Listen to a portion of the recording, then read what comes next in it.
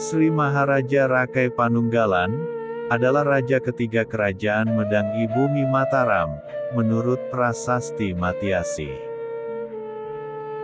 Berbeda dengan Prasasti Wanua Tengah III, yang menyebutkan bahwa raja ketiga kerajaan Medang Ibumi Mataram adalah Rakai Panaraban, yang naik tahta pada tahun 706 Saka, bulan Cetra, tanggal 10 Paroterang, hari Sabtu Kliwon Paningron.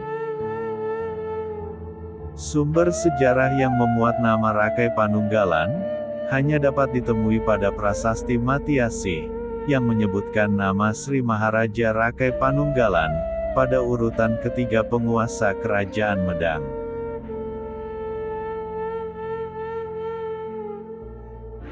Namun, pada Prasasti Wanua Tengah III, yang berada pada urutan ketiga adalah Rakai Panaraban, yang memerintah pada tahun 784 sampai 803 Masehi.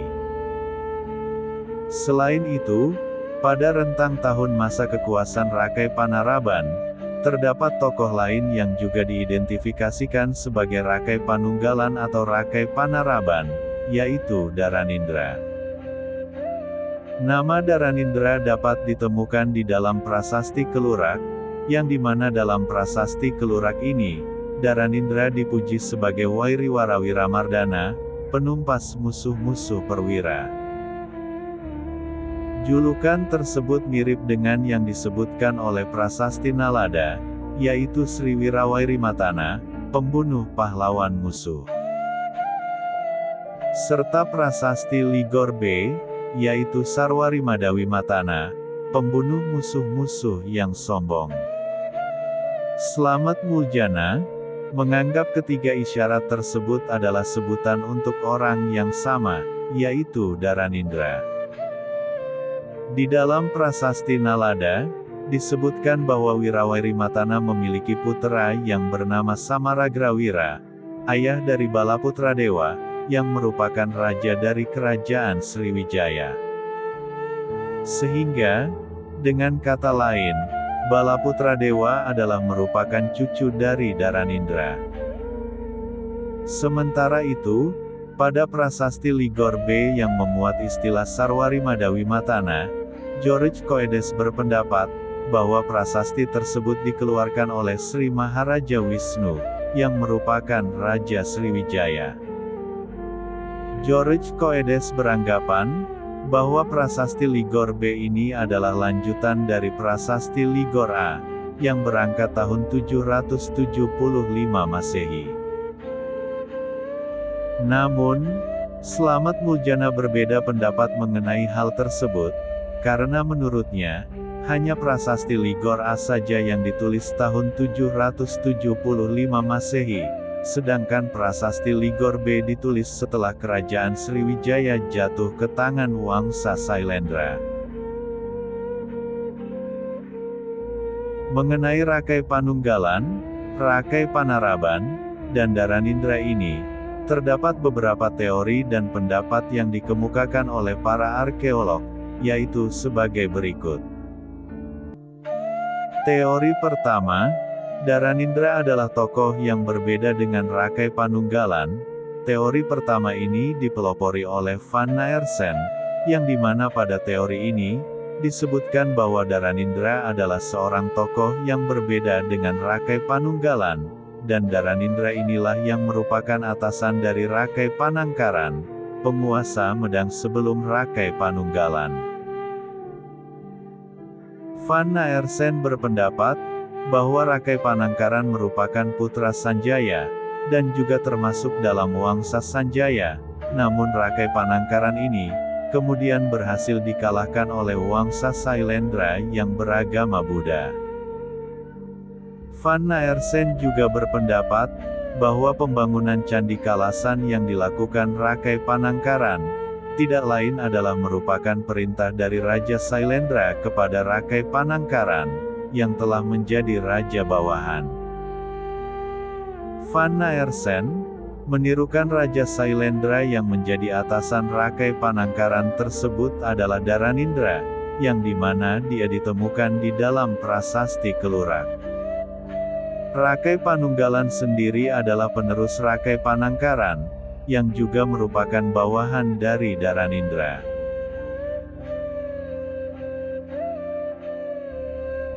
Teori kedua, Daranindra nama lain dari Rakai Panangkaran. Teori kedua ini dipelopori oleh Marwati Pusponegoro dan Nugroho Noto Sutanto, yang dimana pada teori ini, menyebutkan bahwa Rakai Panangkaran adalah putra Sanjaya, dan keduanya juga sama-sama berasal dari Wangsa Sailendra.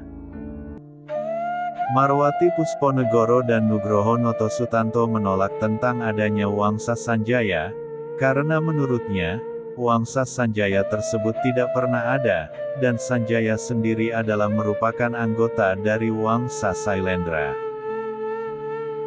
Marwati Pusponegoro dan Nugroho Noto Sutanto menolak tentang adanya Wangsa Sanjaya, karena istilah Wangsa Sanjaya sendiri tidak pernah ditemukan di dalam prasasti manapun, berbeda dengan Wangsa Sailendra yang termuat di dalam beberapa prasasti.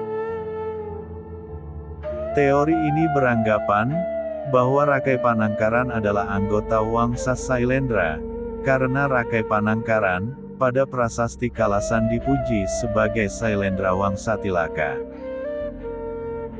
Selain itu, prasasti Kalasan dan prasasti Kelurak yang dengan jelas menyebutkan nama Daranindra, dibuat hanya berselisih 4 tahun, sehingga kemungkinan besar, kedua prasasti tersebut dikeluarkan oleh raja yang sama. Oleh karena itulah, Marwati Pusponegoro dan Nugroho Noto Sutanto menarik kesimpulan, bahwa Daranindra adalah nama asli dari Rakai Panangkaran. Teori ketiga, Daranindra adalah nama asli dari Rakai Panunggalan. Teori ketiga ini dipelopori oleh Slamet Muljana, yang dimana pada teori ini, disebutkan bahwa Daranindra adalah nama asli dari Rakai Panunggalan, yaitu Raja ketiga Kerajaan Medang, yang disebut setelah Rakai Panangkaran pada prasasti Mantiasi. Teori ini muncul setelah Slamet Muljana membandingkan tahun pembuatan prasasti Kelurak, dengan prasasti Matiasi, serta prasasti Wanua Tengah III. Dari perbandingan tersebut, dapat diketahui bahwa prasasti Kelurak dikeluarkan pada masa pemerintahan Rakai Panaraban, yang identik dengan Rakai Panunggalan, sehingga, Slamet Muljana menyimpulkan bahwa Daranindra yang mengeluarkan prasasti Kelurak, juga identik dengan Rakai Panunggalan yang telah disebutkan oleh prasasti Matiasi, dan Rakai Panaraban yang telah disebutkan oleh prasasti Wanua Tengah III. Tokoh yang bernama Daranindra inilah, yang oleh Slamet Muljana diyakini telah berhasil melebarkan wilayah kekuasaan Wangsa Sailendra, sampai ke semenanjung Malaya dan daratan Indochina. Slamet Muljana telah memadukan prasasti Ligor A dan Ligor B, dengan isi berita yang terdapat dalam prasasti Pongar, yang menyebutkan, bahwa Jawa pernah menjajah Kamboja sampai tahun 802 Masehi. Selain itu, Jawa juga pernah menyerang Champa pada tahun 787 Masehi. Jadi, menurut teori Slamet Muljana, Daranindra sebagai Raja Jawa, telah berhasil mencakup Kerajaan Sriwijaya, termasuk daerah bawahannya di semenanjung Malaya, yaitu Ligor. Prasasti Ligor B kemudian ditulis oleh Daranindra, sebagai pertanda bahwa Wangsa Sailendra telah berkuasa atas Sriwijaya. Prasasti Ligor B sendiri berisi tentang puji-pujian untuk dirinya, yang dianggap sebagai penjelmaan Wisnu. Daerah Ligor ini kemudian dijadikan Daranindra sebagai pangkalan militer, untuk menyerang Champa pada tahun 787 Masehi. Dan juga Kamboja. Penaklukan Daranindra terhadap Sriwijaya, Ligor, Champa, dan Kamboja ini sesuai dengan julukan Daranindra, yaitu penumpas musuh-musuh perwira. Namun, Kamboja sendiri kemudian akhirnya berhasil merdeka di bawah pimpinan Jayawarman II, pada tahun 802 Masehi, yang dimana pada saat itu, kemungkinan Dharanindra telah meninggal dunia. Namun, berbeda dengan Slamet Muljana yang menganggap Wisnu sebagai Dharanindra, karena kemiripannya dan kemiripan arti nama, George Coedes justru berasumsi bahwa Maharaja Wisnu adalah ayah dari Dharanindra. George Coedes berasumsi bahwa terdapat dua raja yang disebutkan dalam prasasti Ligor, yaitu Wisnu dan Sri Maharaja yang George Coedes anggap sebagai putra dari Wisnu. Sri Maharaja sendiri dianggap George Coedes sama dengan Dharanindra, seorang penguasa Jawa yang telah mengeluarkan prasasti Kelurak, yang telah menduduki Rakai Panangkaran, putra Sanjaya.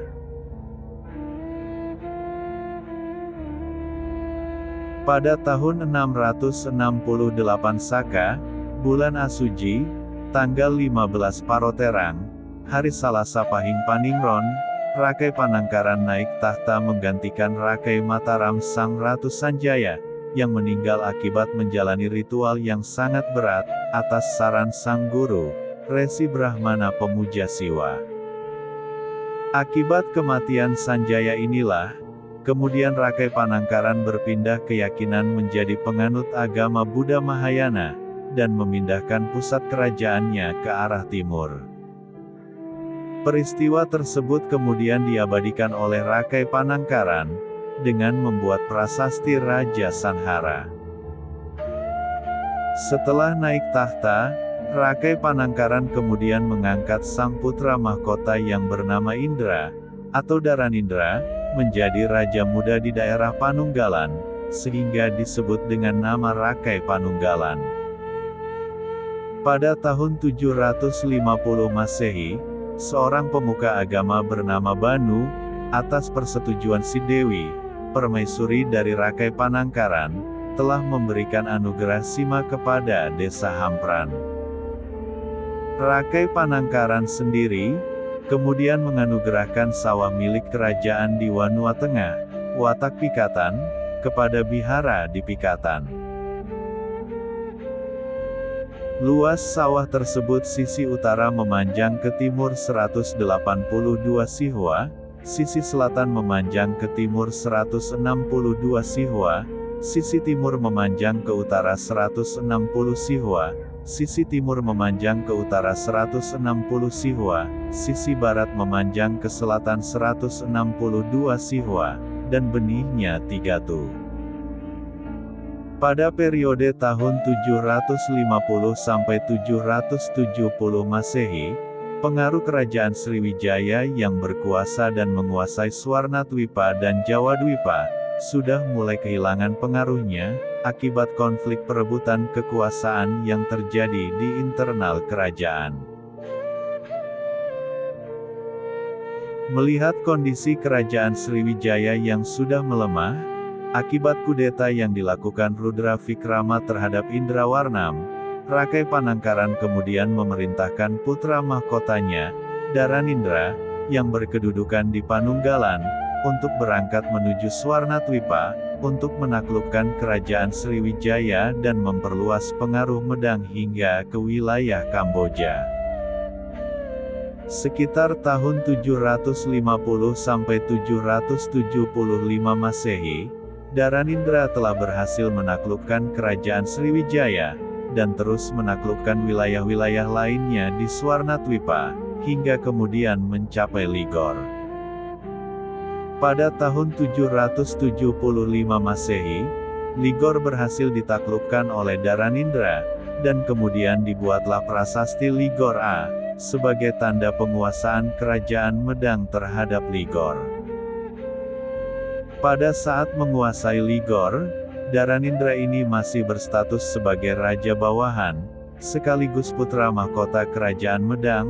Oleh karena itulah, di prasasti Ligor A ini, Dharanindra hanya menyebut dirinya sebagai Raja Swarnadwipa, bukan Sri Maharaja.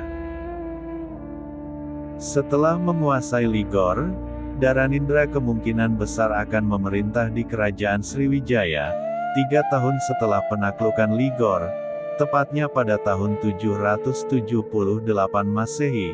Daranindra yang masih berada di Swarnatwipa, mengutus guru-guru agamanya untuk menghadap Sri Maharaja Rakai Panangkaran, untuk meminta dan membujuk Sri Maharaja, untuk mendirikan bangunan bagi Dewi Taraf. Berita ini tercantum pada prasasti Kalasan, dan pada prasasti tersebut, Daranindra disebut sebagai Sailendra Vamsatilaka, Permata Wangsa Sailendra. Setelah menyetujui permohonan tersebut, Rakai Panangkaran kemudian mengeluarkan prasasti Raja Sankara, untuk mengenang ayahnya, Sanjaya, dan proses perpindahan keyakinannya dari Siwa ke Buddha. Berselang 4 tahun setelah permohonan tersebut, pada tahun 782 Masehi, Daranindra dipanggil kembali ke Jawadwipa, untuk mempersiapkan dirinya menaiki takhta kerajaan. Setelah kembali ke Jawadwipa, Daranindra kemudian memerintahkan pendeta Kumaragosa, untuk membangun bangunan suci untuk Arca Manjusri, dan memerintahkan Sri Darmasetu untuk menjaga bangunan suci tersebut. Berita ini tercantum pada prasasti Kelurak, dan pada prasasti tersebut, Daranindra disebut sebagai Wairiwarawira Mardana, penumpas musuh-musuh perwira. Pada tahun 784 Masehi, Sri Maharaja Rakai Panangkaran turun dari tahta untuk menjadi pendeta, dan kemudian menambahkan anaknya, Daranindra, dengan gelar abisekanya Sri Maharaja Rakai Panunggalan. Setelah Daranindra naik tahta, ekspansi kerajaan Medang tidak berhenti di Ligor, namun terus bergerak ke arah utara, hingga pada tahun 787 Masehi. Ekspansi Medang di bawah pemerintahan Daranindra, berhasil menguasai Kamboja serta berhasil menahan Jayawarman II, yang kemudian dibawa ke Istana Medang di Jawa. Setelah berhasil menduduki Kamboja, Daranindra menambahkan tulisan di sisi lain prasasti Ligor A, yang disebut prasasti Ligor B. Pada prasasti Ligor B ini, Daranindra menyebutkan dirinya sebagai Wisnu, yang bergelar Sri Maharaja.